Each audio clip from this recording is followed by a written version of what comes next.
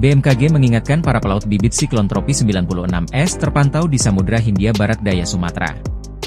Menurut Badan Meteorologi, Klimatologi, dan Geofisika, kemunculan bibit siklon tropis 96S memicu angin kencang dan gelombang tinggi di sejumlah perairan Indonesia. Pola angin di wilayah Indonesia bagian utara umumnya bergerak dari barat laut, timur laut dengan kecepatan angin berkisar 8-30 knot.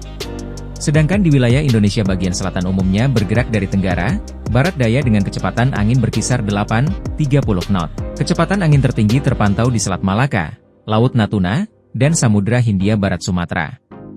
Sementara itu, gelombang tinggi hingga 4 meter diprediksi terjadi di Laut Natuna Utara dan Samudra Hindia Barat Lampung.